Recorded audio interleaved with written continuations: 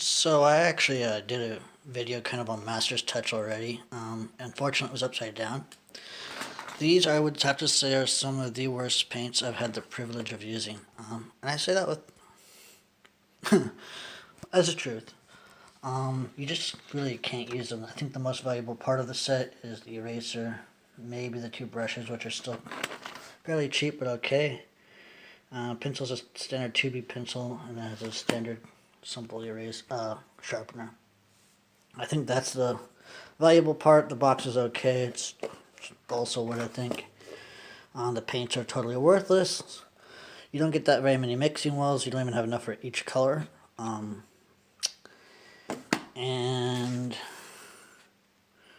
you can't work the colors at all. They're basically stains. I mean, I had this wet beforehand, and you can still see the brush marks. Not very much pop. Some of that might be due to the paper, and I'll talk about that in a second.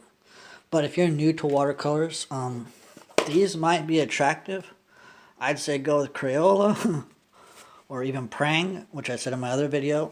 But if they say $9.99 and they give you 12 colors and all this stuff, just know that you pay for what you get.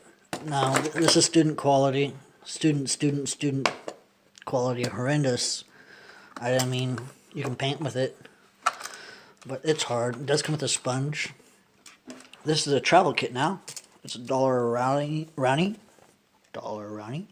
Aquafine. And this right here is a fun set to paint with. I have a Winsor & Newton Cotman travel set packed away in boxes. I needed something that I could paint with. I could not paint with these. Well, I did not enjoy painting with them. Can't work them. These are quite fun. And let's get into it too. These two postcards are both with this kit. So Mr. Spicer and some girl. Now I'm gonna say that the paper used was 140-pound watercolor Hobby Lobby brand. 140 pounds, acid-free, cold press, 15 cartridge, made in the USA. Pro art. It's okay, I guess, for a postcard that you're gonna send in the mail, maybe. But it's not cotton rag or anything like that. Now I did use the Aquafine paints with the postcard. And here you can actually see some colors mixing, which were quite fun after using these things. But you can certainly see the quality of the paints. Again, the paper is what it is. Still a lot more fun to use decent paints on an okay paper than super cheap paints on an okay paper. This is a pen and ink with the Aquafine paints. Quite a bit more vibrant color. I'll probably send that one off. And this right here, this was a lot of fun. This is B artist grade paper, so it's a cotton rag, it's 100% cotton. And Aquafine paints. You can actually see, can't really find the grain. I like the fact that it didn't have a horrible grain to it. The colors pop. And you get a decent overall piece. Now I opened up one. I only have one hand, and I don't know if I can open this with one hand. Oh, I can. It does come with this little screen, which is cool. I kept it. It helps me remember where the colors are. You get 3 yellows, roughly. Now you get a white. You do get a black. 2 browns, an ochre, 2 greens, 4 blues, which I actually really like, a purple, and 3 reds. And I think the travel kit I have with Winsor & Newton Cotmans, which I do like the container a little bit better with them, doesn't have as many colors. Quality-wise, I would have to say these are about the same as Winsor & Newton Cotmans. They're both quite enjoyable to work with. Here you get some cheap plastic, which I was hoping would be a little bit thicker. But it is what it is. It is removable. You also get a well there if you want it. I have smaller hands, not gonna lie, so the brush, although small, is workable for me. It was quite fun to use. I still use it. And then you also get these two wells and then another little deeper well if you want it or need it. I do like the fact that I haven't had these pop out, and I try to keep this to help them from popping out, which is a main complaint I have with the Winsor & Newtons. Overall, the paints are quite fun and they mix well, especially when you're using good paper.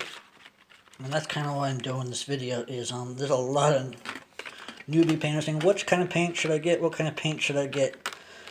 And I'm going to say one thing. Get something of quality. You can go ultra cheap if you want, but you may not have fun with it. And that's because you really can't do a lot of things with ultra cheap paints.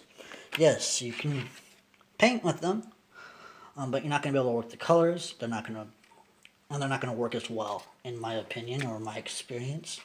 I've done this for a little while. I mean, I don't have fun when I'm working with shoddy materials.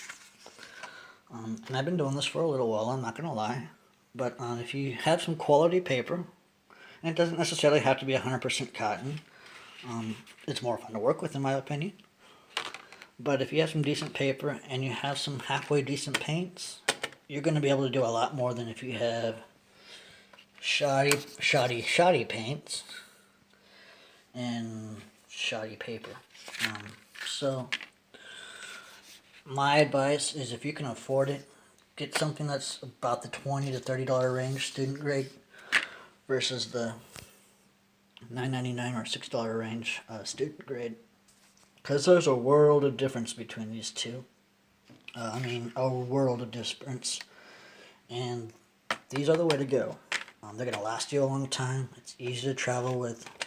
You need colors that you can actually mix, and you can use all the techniques with. It comes in a nice little handy container thingy, which is great if you're traveling. This I got because of the pencil and the two brushes, and I thought, oh, I didn't know how crappy the paints were. I expected something kind of in line with this, but there's a world of difference. And even price, I'm not going to lie, this normally $30, $10, so there's a $20 difference. Believe it or not, the difference is a lot less to go from here to a professional grade. It's probably a $3 or $4 difference per paint. So a professional grade might cost you $70 for a set like this versus $30, which it normally runs. But again, this is $10, and the pencil and the two brushes and the eraser and the sharpener was probably $5 of that. So $5 for all the paints versus paints and a single brush for $30. And again, it's all going to come out to, when you start painting with it, what you can do with it. Here, the colors are going to flow, and you're going to be able to mix colors. Versus here, where you can't mix colors and there's stains. Even a wet and wet won't work. And that's because of their stains. They're not even real watercolors. And that's reflected in price and the finished product. So, that's my review. These are the Hobby Lobby Master's Touch paints. This is what you get for your enemy who likes to paint. This is what you'd get for yourself, or Winsor Newton Cotmans. And this is kind of what you can do with some decent shoddy paints. Yeah, have some technique. Shoddy paints with some technique. Cheap paper, I'm not gonna lie. Student grade decent paints. Student grade decent paints. Student grade decent paints on artist paper. So that's my review. As I said in my previous video, praying is better than that, and even Crayolas might be better than that. I said might. Way to go. So if you have any questions, feel free and post, and have fun painting.